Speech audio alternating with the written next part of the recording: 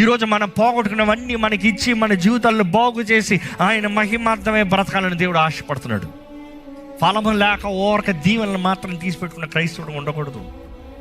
ఇదిగో ప్రభువా, నన్ను నేను సమర్పించుకుంటున్నాను, ఇదిగో నా జీవితాన్ని నన్ను నేను సమర్పించుకుంటున్నాను, నన్ను బాగు చేయి, నన్ను సరిచేయి, నన్ను మార్చు. ఇన్ని మేలు చూపించా, ఇంత దీవెనలు ఇచ్చా, ఇన్ని అవకాశాలను ఇచ్చా, ఇంత కృపనిచ్చా, ఇంత నుండి విడిపించా, అయినా కూడా మంచి ఏమి లేదే.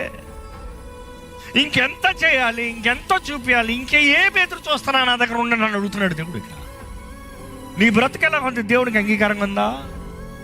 ఈ పాపాన్ని నేను విడిచిపెట్టలేను. జ్ఞాపకం చేసుకోండి, నువ్వు ప్రేమించే పాపాన్ని ఎప్పుడు దేవుడు నీ దగ్గర నుంచి పీకాడు. నువ్వు ప్రేమించేది ఎప్పుడు దేవుడు నీ దగ్గర నుంచి తీయడు. నువ్వు అసహించుకుంటేనే తెస్తాడు. దేవుడు నన్ను విడిపించలేదా? ఏ రోజు క్రీస్తు కొరకు రోషంతో బ్రతుకుతలేదా?